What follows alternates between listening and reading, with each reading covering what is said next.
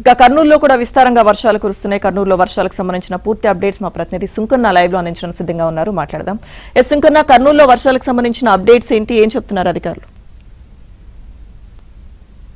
లక్ష్మీదుర్గ అల్పపీడన ద్రోణి ప్రభావంతో అధికారులు నంద్యాల జిల్లాను ఆరెంజ్ అలర్ట్ గా ప్రకటించారు. అర్ధరాత్రి నుంచి కూడా విస్తారంగా వర్షాలు కురుస్తుండటంతో ఉమ్మడి కర్నూలు జిల్లా వ్యాప్తంగా ఏదైతే విద్యాశాఖ అధికారులు కూడా స్కూళ్లకు సెలవులు ప్రకటించారు. అయితే ఉదయం 8 గంటలకే చాలా చోట్ల కూడా విద్యార్థులు స్కూళ్లకు వెళ్ళిపోయిన తర్వాత విద్యాశాఖ అధికారులు హాలిడే ప్రకటించడంతో వర్షంలోనే తడుచుకుంటూ స్టూడెంట్స్ కూడా ఇళ్లకు వెళుతున్నటువంటి పరిస్థితి. మరోవైపు ఉమ్మడి కర్నూలు జిల్లా వ్యాప్తంగా చాలా చోట్ల కూడా భారీ వర్షాలు కురుస్తున్నాయి. మరికొన్ని చోట్ల అయితే మోస్తరుగా కురుస్తున్నాయి. అయితే వాగులు వంకలు కూడా ఉధృతంగా ప్రవహిస్తున్నాయి. ముఖ్యంగా ఏదైతే తుంగభద్ర నది పరివాహక ప్రాంతంలో భారీ వర్షాలు కురవడంతో తుంగభద్ర నది ఉధృతంగా ప్రవహిస్తుంది.